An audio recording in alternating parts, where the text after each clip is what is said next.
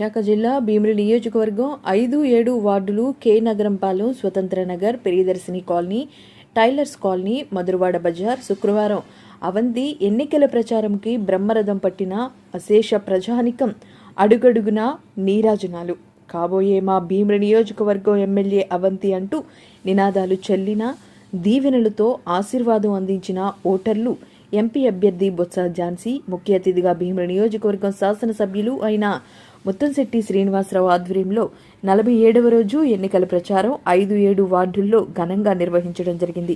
ఈ సమావేశానికి విచ్చేసిన ముఖ్య అతిథులకి అవంతి గారి పిలుపుతో అడుగడుగునా పూల వర్షంతో, మంగళహారతులతో, తీన్మార్లతో, బాణాసంచా వెలుగులతో వైసీపీ నాయకులు, కార్యకర్తలు, అభిమానులు, ప్రజలు ఘనమైన సాదర స్వాగతం పలకడం జరిగింది.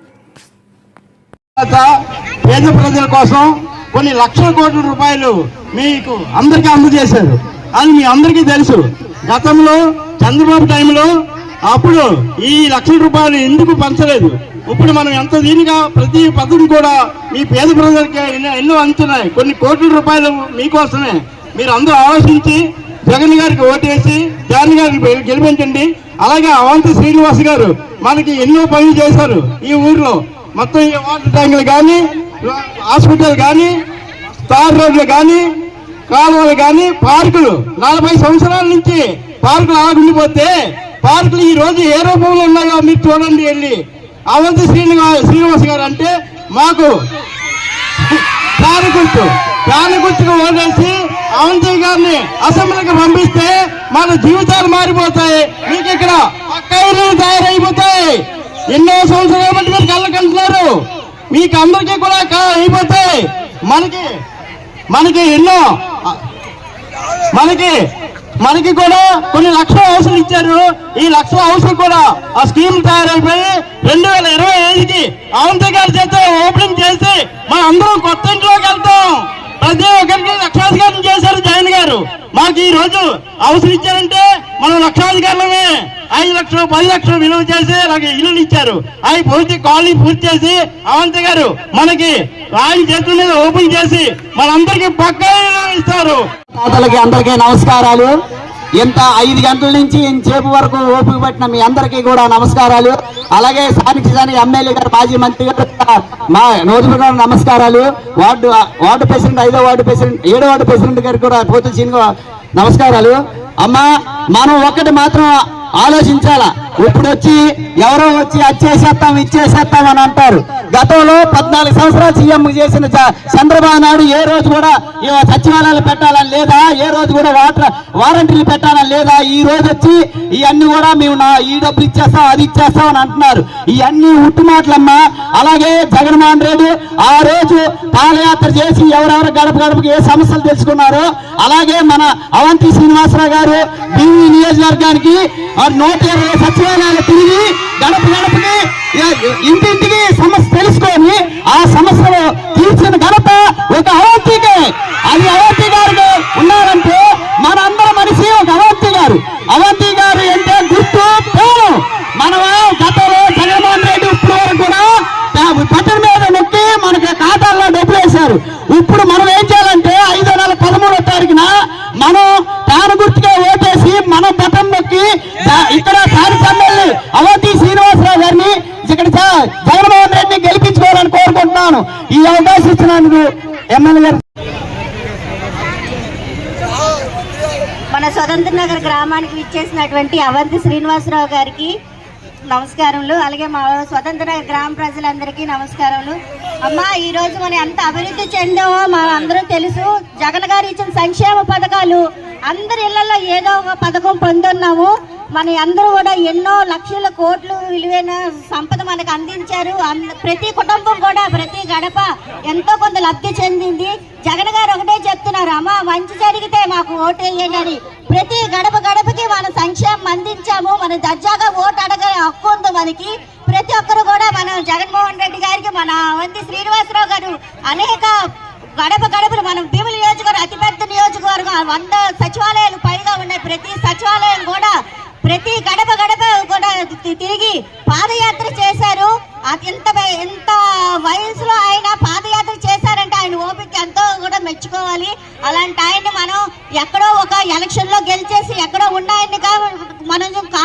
అలాంటి వాళ్ళు మనం ఎంచుకోకూడదు. నిత్యం మన గడప గడప తిరిగే వ్యక్తిని మనం ఎన్నుకుంటే ప్రతి ఒక్కరిని కూడా మళ్ళీ మనం మంత్రిని చేసుకోవాలి, ఎమ్మెల్యే గారిని గెలిపించుకొని మన అతిపెద్ద భీమిలి నియోజకవర్గంలో మన స్వతంత్ర అతిపెద్ద మెజార్టీ ఇవ్వాల్సిందిగా మన గ్రామ ప్రజలందరూ కూడా కోరుచున్నాను. పిల్లలు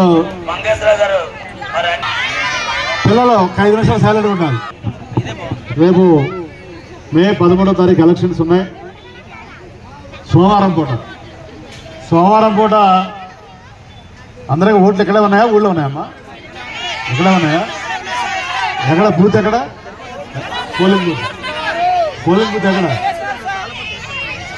గణేష్ బాబు ఎన్ని బూతులు ఉన్నాయి? గణేష్ బాబు సో మొత్తం ఎక్కడే? ఓకే అమ్మా, అందరికీ వాటర్ స్లిప్లు వచ్చినాయా? అందుకున్నారా? ఓకే, సంతోషం. తల్లి ఒక 5 నిమిషాలు సైలెంట్గా ఉండండి.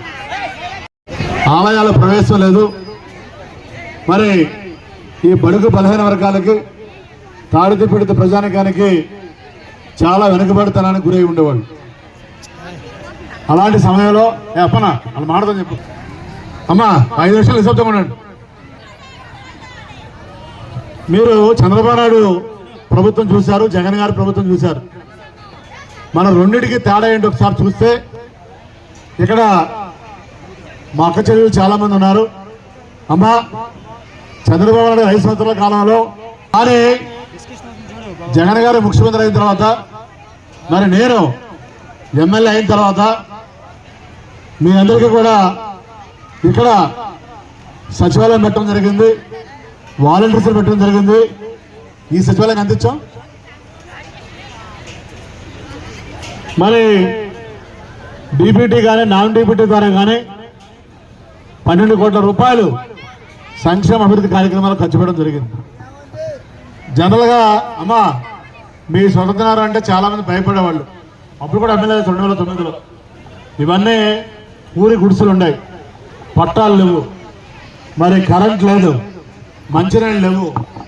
మరి అప్పుడు వాళ్ళు ఇప్పుడు ఉన్నారో లేదో తెలియదు. కానీ మళ్ళీ మన 2వసారి కూడా ఎమ్మెల్యే అయిన తర్వాత ఉన్నామమ్మా.